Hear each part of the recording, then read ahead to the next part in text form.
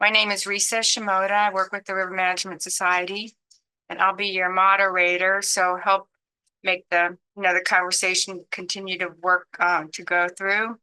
And James Major is the man behind the screen. He's helping us with the Zoom administration. If you have a question, if you have any technical difficulty, please let him know.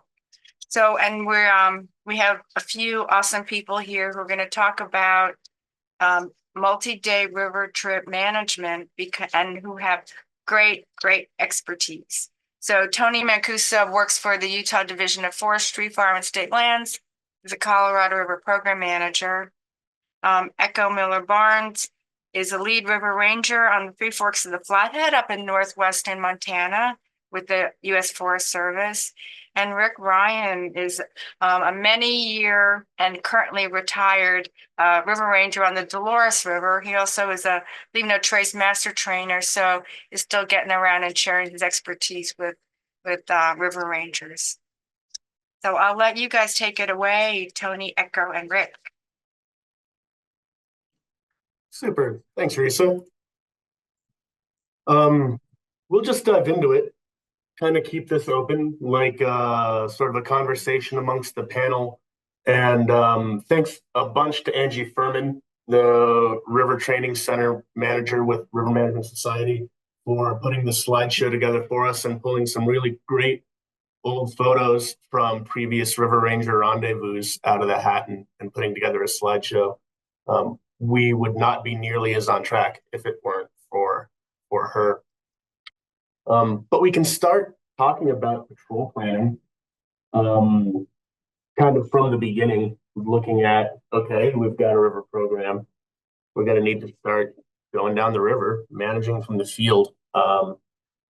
What do we think about? What are some important things to consider when you're planning a river patrol? You're going to walk up to the district forester and say, we want to take the boat out for a week, for 8 days. You're not going to be able to hear from me. You're not going to be able to poke your head in my cubicle. What do you think about? What do you plan? What do we write down? Ideas there? Yeah, I can jump in. I think less on the, or I have more to say, less on the, getting someone to sign off on your patrol, and more like once you've gotten signed off, thinking about going out for however many days you're going to be out there, but knowing what resources you have to check for field conditions. Do you know what the river flows are? Do you know how to find where your river flows are? Which gauge, what USGS gauge, who's reporting that out? And being sure to look at both what the water is currently doing, but also what the projected flows are going to be. Is there going to be a really big hot spell in the middle of your patrol and you're in the spring? And so you have to plan, think about increasing water levels and, sudden increases in water flows, or is it going to be dry the whole time and you're just going to have kind of run-of-the-mill flows? So knowing what the river is projected to look like while you're gone, so you aren't taken by complete surprise out there. And then also thinking about how are you going to communicate while you're out in the field? What are your communication methods? Do you have those already kind of standardized? Do you need to make check-in, check-out procedures? What are your check-in, check-out procedures going to be? Who are you going to be checking in and out with? And then knowing the terrain that you're going to be floating through. Are you in cell service? Are you in, do you have radios and have radio service? Are there dead spots in certain areas that you need to look out for? So then you are getting through when you need to get through. So those are some things that I always look at when I'm starting to plan a multi-day patrol. Yeah, that's a great point, Echo. We use, the state doesn't have many of our own repeaters outside of wildland fire management. And so we use a lot of interagency frequency share agreements with the National Park Service and the Forest Service to be able to talk when we need to. I think some other things also, it's the actually like the weekend, or is it a big weekend? Or are you going to have a lot of people down there? Where are you going to spend your time on that patrol? Are you going to spend more time at the put-ins and takeouts, or are you going to spend more time on the river? There are certain areas. Uh, if you're, it depends on maybe what your skill level is. If you're into rescue and things like that, are you going to spend a lot of time down below the big rapid for the day? Is it going to be real crowded there? Do you have to do some management at that point right there with just boats backed up, backed up, and things like that? Is that where you need to be at that time? We've had people do both, be right there, or are you going down the river? If it's not a big weekend or something like that, do you have some maintenance planned down there? Or there we have, different signs to take care of, or but is this a work trip with your river patrol? Or are you cleaning campsites, breaking down fire rings? Do you have the right equipment to do this also? So what is this trip, the bulk of this trip going to be? And do we have the equipment and personnel to take care of that? Yeah, absolutely, Rick. I think early on in my career, in the first or second year, I bumped into a couple of times where we were maybe on an interagency patrol, and someone forgot the herbicide or the chainsaw chops or one keystone piece of the reason we were out in the field. And so now, as an organizational practice, inside our boathouse, we have this war board, and the supervisory, it is just a big whiteboard with a list of every single item of inventory that we have in the boat shop. And the supervisory ranger goes down and counts off, how many hard hats, how many chaps, leather gloves, how many post hole diggers, and we make sure that everything gets on the truck before we pull away. There's nothing worse than getting out there and you're 3 days in, you've made it to your work site, and you realize you don't have what you need. Write it down, kind of person, first and foremost, to help us not forget. I was going to circle back and ask Echo. Well, I know, Rick, you worked on the Dolores, and you and I are in the same sort of NOAA region. We have a river forecast center with NOAA. Do you guys up on the Flathead, is that the Pacific Northwest River Forecast Center? Does that thing exist? We do have a river forecast center through NOAA. Yeah. Get that predictive hydrograph services. I don't know where, probably with the Pacific Northwest, but I don't know exactly where they're based out of. Of course. Yeah, I was yeah. going to bring up for the group, those river forecast centers NOAA offers are really fantastic resources. Not just for, there's that forecast hydrograph that can take you out 10 days. Are we losing water? Are we gaining water? But also things like soil moisture. It's a really fantastic planning tool, snowpack. Um, Overall, not even just for river programs. But yeah. So, any other thoughts about patrol planning? Making sure, in the second part of this slide, we're talking about safety and success. Talked a little bit about commo and making sure folks are trained up on how to use radios. As part of a training practice, we get like a dummy frequency, like a car-to-car frequency, and then run through mock evacuation during our Rangers training week. I don't know if other agencies do that or not, but my team is very small. We've got a staff of 5, 3 seasonal river rangers, and odds are, if they need to call out to dispatch in an emergency, they won't even know who they're talking to. And so we rehearse what that conversation might look like and how to communicate clearly and plainly with a sheriff's office dispatch or a fire center who probably doesn't even know we exist or that we're out there, right? So, thoughts on that? Oh, just right quick, Tony, go back a little bit. You were talking about at your boathouse or the boat barn there, your sign with everything listed on there.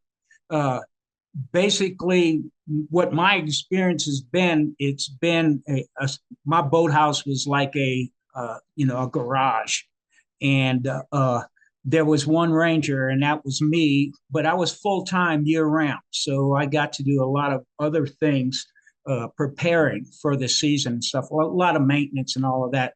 But I just wanted to tack on with your board there. I have like a 3-page checklist, and I go through that checklist that I can't live or couldn't live without that checklist.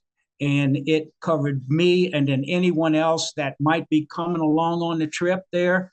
They would get that 2 or 3 weeks ahead of time. So Yep. they'd be prepared with what they might need. You never know who's coming and what their experience is. And so you're basically responsible for them or to take care of them. But this checklist, I'd go off, and then if I wasn't, it depended on what the trip was designed for, I'd check that off, or I'd just scratch it out. And then I always pack everything, and then when it's in its bags and all, you can check it off. But I recheck it again when it's going into the trailer or it's going into your shuttle vehicle, whatever it is. That's like a second check because, like you just said before, invariably something is going to get forgotten. Once I started with a good list, and I'd have people back me up, or if I get a seasonal, they're going to learn to use this list too and see what it's all about. But then, anyhow, piggybacking off of that. And you're totally correct, Rick. It's it only takes forgetting like the toilet paper on a February trip one time before never again. Don't forget the coffee, whatever you do. Or the coffee.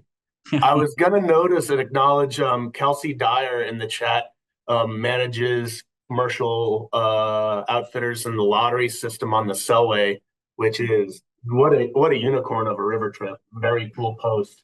And she was mentioning she's going on her first patrol of the Selway here this season. And like what Rick was talking about, it was a good lead in with checklists and pre-planning, and also to touch on the commercial outfitters, especially for new river managers and new river rangers. The outfitter and guide community on your river is going to be an invaluable resource as far as eyes in the field, letting you know what's going on, the condition of the river. They are likely the only people on the river more often than the rangers are. So we've taken a lot of notes and tips on the trip planning side of river ops from the commercial sector and brought them in here.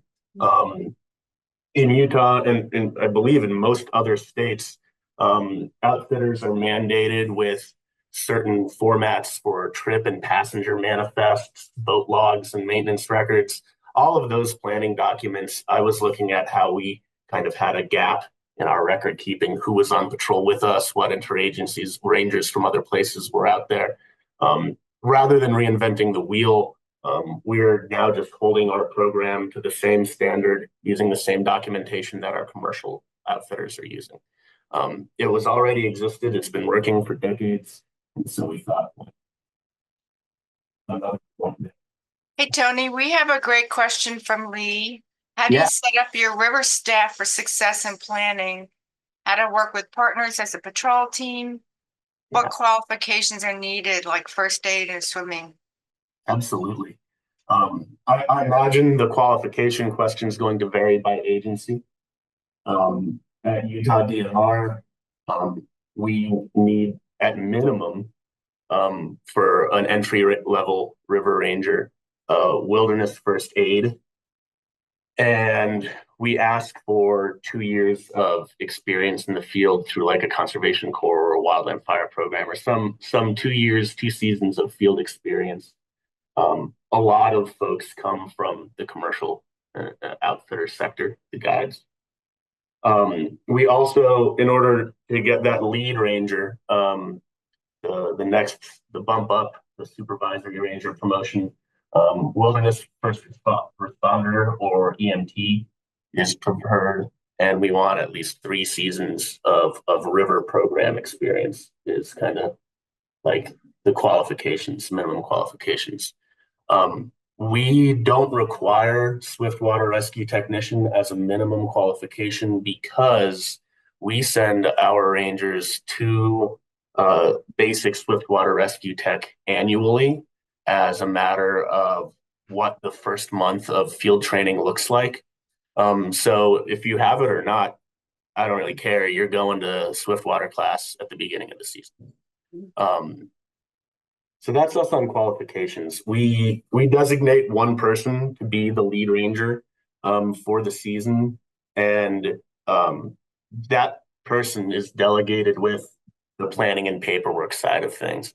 Now that person is also recused from like driving the trucks and implementing the shuttle and a lot of the more like heavier rig and D-rig part of things. It's like, no, crew lead is supposed to be looking at the war board, preparing the trip manifest, making sure all of that planning is taken care of while the rest of the team is lifting the stuff, for lack of a better word. I'm going to echo, sorry, I wanted to let you both get a chance to jump in.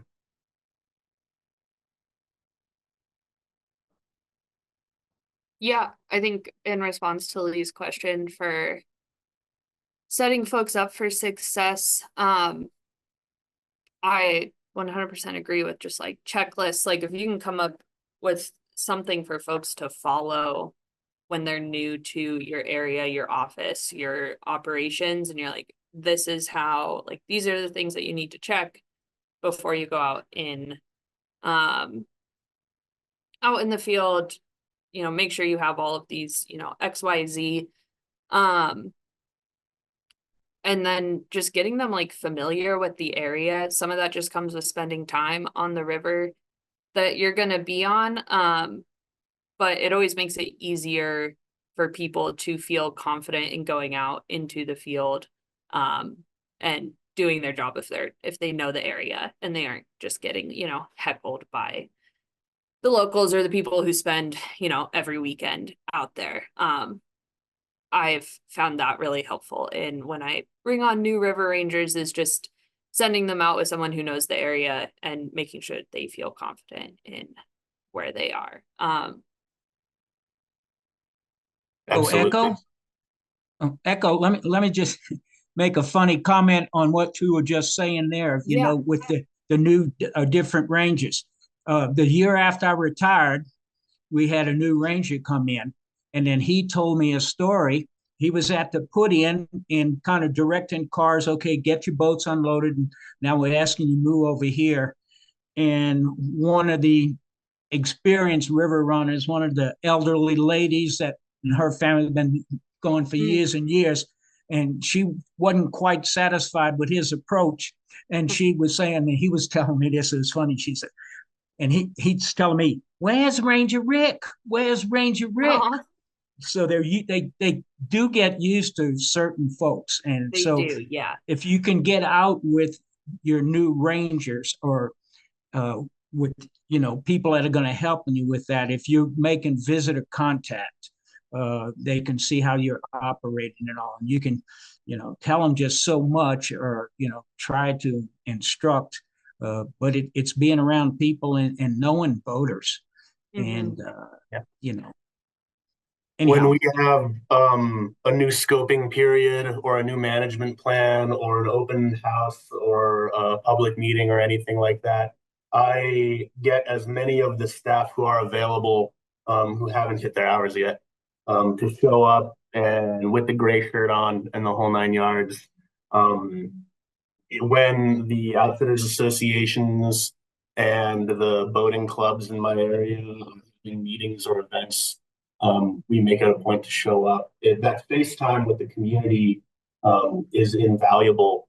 But to kind of keep things moving along, we're about a third of the way through our time. This is the most fun one we're going to talk about now. Is the river trip food. on expeditionary river trips, on multi-day river trips, uh, the mealtime is absolutely the most enjoyable part of the week out. Um, it's the biggest morale booster for teams. It's what you look forward to the most after you've been, in my area, it's 115 degrees and you've been breathing in chainsaw exhaust and crouching under a pile of tamarisk for 8 hours. And mealtime really matters. I think my guys spend more time talking to me about how to improve our kitchen setup than like how to improve our campsites, to be fair. So let's spitball on the river kitchen. Making good meals, using mealtime as a morale booster. What do you guys think? What are some of your favorite pro tips?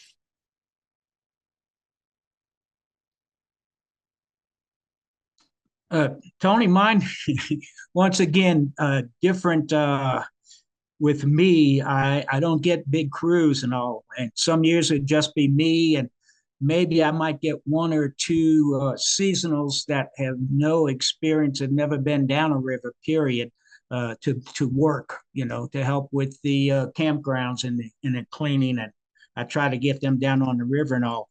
And even like this photo here, periodically I might get about some resource specialists down the river that need to be taken down there to do some of their job. I think we talked about that at the little pre-meeting a little bit there. And so that's when I have to plan that food a little bit more. So I'll splurge. Other than that, I'm pretty minimal, peanut butter and jelly and floured torts, and I can go for a few days like that. But anyhow, two of my favorite meals that would work, and it depends on how long the trip is going to be and what you have when you eat certain foods. Like I love doing, and it was still one of my favorites, is salmon steaks on the grill. Mm. Takes about 20 minutes, 10 minutes on each side, and you slop them with mayonnaise, keep that moisture in. But that's usually maybe a first or second night because you don't want that fish to spoil or get bad. I like that. And then I like the big one pot meals, like a lemon chicken. That's all cooked in a big pot, olive oil and all this kind of stuff. So, and then if I'm really splurging, I got a big group, I'll do a Dutch oven cake. And I found we see this so much, the chocolate brownies and stuff and all, you can just eat so many of those in a Dutch oven. So I got where I liked a lemon poppy seed cake with a cream cheese icing. And what's nice about that too, you can leave what doesn't get eaten at night, you can leave that in there, and in the morning, there's nothing better with that cake with your cup of coffee in the morning. So there's a couple of things that work for me. Yeah, Rick, you hit on a couple of really strong points there. Utilitarian ingredients that can be used in a lot of different meals. There's tortillas in my dry box all the time. I don't even necessarily have a plan for them. Tortillas will be ate. And then again, the larger mess you make, the more you're going to have to clean up at the end. And so those one pot meals, the Dutch oven is a very popular river kitchen implement, one pot types of things. And then, fresh ingredients are a reward for sure. I am also a big fan of the salmon on the grill, some teriyaki sauce. Planning how to pack that meal, it may not be a day 8 dinner, right? Depending on the time of year and where your location is. Even the very best coolers can only keep ice for so long. Echo, what do you think? Yeah, I agree with everything that you guys have said. I will hit on snacks as a big component of, being out in the field for multiple days. I'm a big snacker. And so in order for like my own personal morale to stay up, I like bring little snacks. Fruit snacks are great because they stay and they're super light. Also bring just like little treats to share sometimes throughout the trip, you know, a bag of gummy worms, a couple blocks of chocolate. Something that like, especially if you've had a really long day in the field, you've had some like challenging public contacts, it's just really hot out. And you're sitting there in camp and it's like, okay, here's like a little treat. And I'm also a big fan of bringing like LaCroix or other bubbly waters for sitting in camp at the end of the day or for my lunch just as another little like pick me up. I think snacks can play a really big role in food in keeping you going throughout the day to get you to that like dinner that you're thinking about at the end of the day. That you're like, yes, this is gonna be so delicious. And here's all my little snacks that are gonna get me through the day. Yeah, That's Yeah. that's great having those snacks all day long because you're on the river for a pretty long Yeah. time. And you know, I've always got, you know, a box of cookies or something that's real handy for folks. Uh, one thing that I found, if you're rowing and you're always rowing like that, and to get into something, so what I've found is I've used uh, empty peanut butter, plastic peanut butter jars, and I'll throw my gorp in there.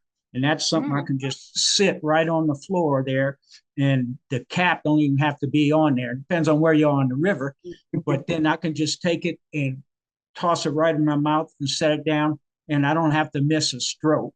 But if you're trying to get into a bag or something like that, it's just not going to work. But little things that make stuff convenient for you and for other folks with you. But the snack idea, I agree. I want to go on your trips. yeah, and I'm gonna upvote what Echo said one more time about LaCroix seltzer water. I won't be caught without cases of seltzer water on the river. Just getting people to stay hydrated is easier when you hand them a can. Hard stop. Nalgene's full of warm water jug water will hydrate you if you can get people to drink it. But calling the guys back to the beach for a water break, let's stop cleaning up, 15 minutes, sit in the shade, and handing out cold LaCroix will get them that much more hydrated than the warm Nalgene will. I think it's a great way to manage your people's well-being in the field. And it also just feels a little bit more like home, a little bit less dire, I think is the word, when that 90-degree water hits your mouth from the plastic algae and you're like, oh, I'm out here.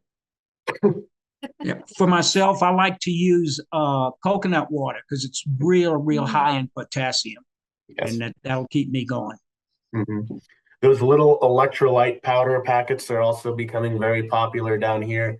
I know a lot of folks have just 2 or 3 of them in their life jacket, and they can pull it out. Whatever they need to do, just to get people motivated and hydrated is a good thing. And we talked a little bit about coffee. I'm notoriously bad about this as a trip leader, but there are also a lot of folks out there in the world who drink tea. And most people ask, do you guys have an option for boiling water? And I've had to say no a few times in my life, and I feel bad about that. So just a shout out, a reminder to myself to not forget the tea drinkers and have a smaller second coffee pot for boiling water. It just keeps things a lot smoother. All right. Any other thoughts on patrol grub? Generally, what we do, and I don't know how all the other agencies out here do it. The shopping for food part of the trip is relegated to the rangers to do themselves. We do meals together as a group, but the rangers are individually reimbursed as part of our travel per diem within my agency. You're out on the river for 8 days, you're getting 7.5 days of travel per diem for that. And so they plan their menus together. They do have some of their favorite meals. The food shopping happens on their own. It's also the per diem is a strong motivator compensation wise. They're allowed to use some discretion in whether or not they want to go really fancy this trip or if they'd like to save some money this trip. But as we all know, like wages at the GS4, GS5 level, we're trying to, get them up. The per diem helps them a bit that way, and they really appreciate that. So shopping for the food on their own and planning their meals that way is what is preferred, is what they prefer to do. Tony, Tony. when I'd have a bigger group and I would be taking other resource specialists from the office down, the way I would do that, I would just collect money from them ahead of time.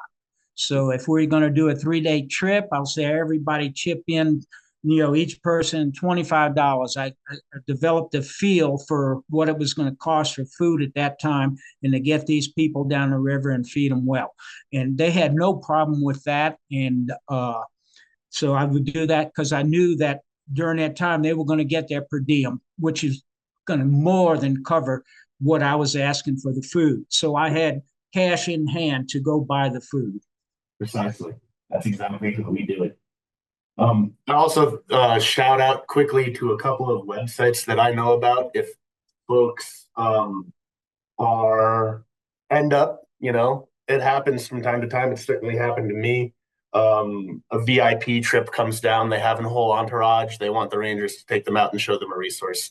We've had an undersecretary, a congressman, those kinds of things. And you're like, yo, okay, big trip. There are a couple websites that are really useful for meal planning on the river. I'm going to shout out Green Plate and Wholesome are both websites that have menus that you can scale to a group size and will spit out a shopping list for you. Buy this many ounces of cream cheese, this many tortillas, etc. I think, like most websites, there's probably some associated subscription fee to get into like premium levels and things like that. But there are some resources out there. Meal planning itself can be daunting. Oftentimes, in many outfits that do a lot of overnight river trips, there are dedicated staff strictly to commissary that handle this sort of thing. So, like a lot of things like patrol planning, do your best not to reinvent the wheel, but see if someone else has solved this problem before you and jump in that way. Tony, what was the first one you mentioned? I got Wholesome. What was the other one? Green Plate.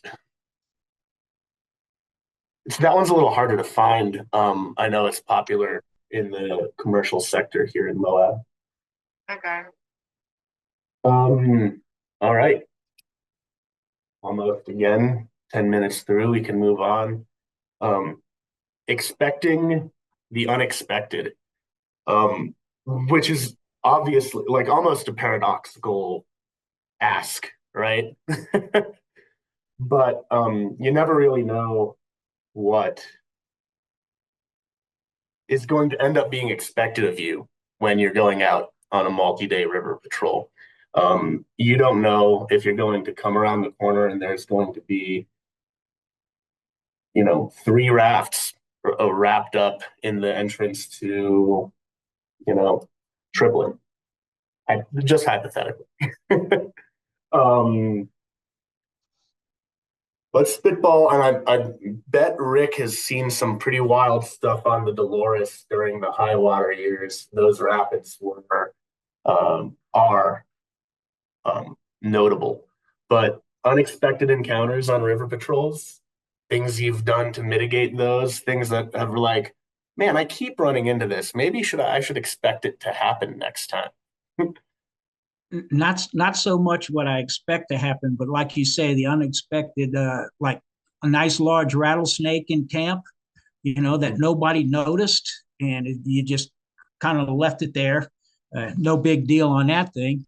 I guess maybe one of the big things you might see where you have to maybe do some rescue and stuff like that. We have one pretty good rapid. It's called the Wall Rapid, and it's undercut. Big wall here, and it's undercut. Well, we was probably about, maybe 200 yards downstream of that one day having lunch. Just myself, probably my wife. I always signed her up for the whole year as a volunteer. So she knew my routine better than I did. But I think it was the two of us sitting there having lunch. And then we kind of look upstream a little bit, and here comes some gear. And we look a little bit further up, and then there's a head bobbing. And then we look further up, and where the wall was, there was a raft halfway wrapped underneath, the other side up, beaten against like this. And it's coming down the wall. The wall's being pushed, bam, bam, bam, like that. Jumped up, grabbed the throw rope, pulled about 3 people out. I think two more might have swam up to us and all. And then their raft eventually came and popped out and went on downstream. Fortunately, they had somebody ahead of them, had pulled over further downstream. I think that actually got the raft. We couldn't see that, but that did. So I put everybody in our raft with us. I guess we had maybe about, eight people or so in like a 13-foot raft. Just enough to get downstream a little bit and get them across to where they could hike down and meet up with their party and get their boat back and find whatever gear they can. So that's one that always comes to mind for me. Yeah. I've got one where it shouldn't have been unexpected. I think there was some hubris on my part. I just, been on the southern half of Utah in July for the entire month, and it had been 97, 100 degrees. I hadn't seen a cloud in weeks, and I was going to go up and do a trip through Dinosaur National Monument on the Green River through Gates of Lodore, which is geographically, climatically, an entirely different place. And I was wanting to pack light. I didn't want to have all these bags and everything. And so I chose to leave my tent behind. I hadn't even set it up in a month and a half. I'm not going to need this thing. It's August in the desert. And on the first night of the trip, I cowboy camping, beautiful sandbar beaches we have here in Utah. And I'm just laying on my Paco pad in the sand. I had gone to bed, and we were on a trip with, we were honoring some Korean War veterans, and they're very salty, grappling guy who was really into flash photography. And I wake up, what I had thought in a fog must have been a thunderclap because there's this bright flash of light. And after a couple more flashes and no thunderclap, I realized this is Frank with his camera. He'd stayed up with his buddies around the campfire. And so I call out into the darkness. I'm like, Frank, what are you doing? And I hear this voice call back to me, I'm taking a picture of you with the skunk. And so there was a skunk on the beach, and it was crawling all around me and curious about what I was doing there laying in the sand. And so I freaked out a little bit and grabbed my Paco pad and my sleeping bag and ran back to my boat. And when I went to go jump on the boat, I had tripped. And my sleeping bag and myself and my Paco pad all went straight into the water, completely soaked. It was maybe 6 feet deep. And so I dragged myself back onto the shore, soaking wet, sleeping bag covered in sand. That was the first night of the trip. And on the second night of the trip, it started to rain, and I didn't have a tent. And it rained for the next 4 days. I managed to build some shelter out of the kitchen tables and the tablecloth. I would rearrange the kitchen after everyone had gone to bed and hide from the storm that way. On the topic of expecting the unexpected, never go into the wilderness without a tent. Even if you don't you don't even have to carry it on your back. Just bring a tent. So Tony, now you instruct all your rangers on how to build a shelter with picnic tables and a tablecloth. It Number did one. a suitable job. It was got a little bit old by the third day of lying on a wet sleeping bag underneath the kitchen tables. But yeah, even in the desert, even in August, come prepared for every kind of piece of weather that you can imagine. Other thoughts on unexpected encounters? I have a question that's it's about being it's unexpected, but it's not as fun as your story. You talked about doing before the season training with like an evacuation. Hmm. And so I was gonna ask if because having something happen where you need to deal with the safety thing at the put-in is different than when you're halfway in and you're many, many miles away from nowhere. Do you do evacuations like in an extreme situation? Like halfway through, so you have to use all your tools and that kind of thing. And then so part of that, but for this question is, have you had kind of notable like safety related evacuations that might be helpful for people to know about? Yeah, there's a couple scenarios here, and I think this is an important one, an important thing to note that when it comes to emergency planning and safety, there's a lot of heavy lifting that needs to happen on the program management, on the AFM for recreation. The administrative and leadership team really needs to make sure their people are taken care of in that regard. These aren't necessarily the kinds of things that can be delegated to a supervisory ranger or an ORP. There's relationships and interagency cooperation that is needed, that I think admin should really take the lead on, just to make sure that their people are taken care of when we're talking about emergency planning specifically. What I mean by that is we our program talks with the search and rescue authority in my neck of the woods. That's the county sheriff, and the helicopter and life flight, which in my neck of the woods is a private 501 air med, to identify ahead of time on the sections of river we patrol. Where do they know that they can land a helicopter? Where are inventoried motorized routes that a side by side or a dirt bike can get down? That level of planning, I think, happens beforehand. That's before you're planning for the trip. That's programmatic level planning, working with your cooperative jurisdictions to make sure that if we have an incident here, the fastest way to get help is to get here and follow these instructions. And so in our programmatic level planning, we've got those areas identified, and the dispatch may not even know that we are out there on a case by case basis, but at the very least, the SAR commander, the sheriff, the flight nurses know that we exist and what kind of resources we have. I've adopted, I believe the form's called WCS 106, is a wildland fire form. And I stole that from the fire program, tweaked it a lot to make it fit my river program. And that's just an emergency planning document. All the contact info is there, coordinates are listed out, capabilities, a lot of good information that you can get on a WCS 106 form that you can adapt to a river incident. Thankfully, our program has not necessarily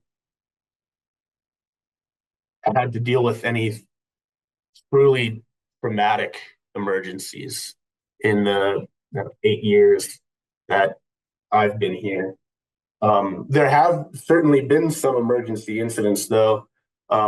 flash flood came down Labyrinth Canyon a couple years ago, which raised the CFS of the Green River from 2,000 to 13,000 in 90 minutes, which is cuckoo bears.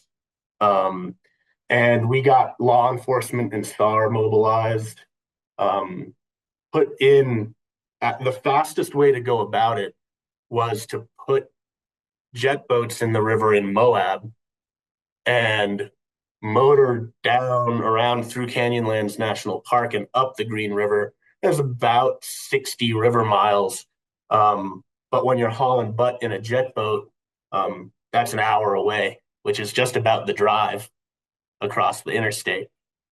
And because of that, one of the people who had been impacted by this flash flood, there's people camping on sandbars. They wake up in 6 inches of water. Their canoes are floating away, and they managed to,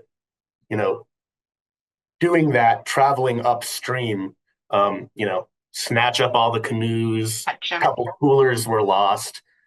Get to the people who had scrambled up to higher ground, and spend the rest of the night. Was this your canoe, or is that the guy a mile downstream? We'll bring it back to him. That that kind of thing. Another scenario that I'm aware of was that the takeout access road on that same trip in Labyrinth Canyon is called the Mineral Bottom Road, which is notably, it's an extreme road. It's switchbacks, blasted in dynamite straight up the side of a 1,000-foot sandstone cliff. And that road washes out from time to time.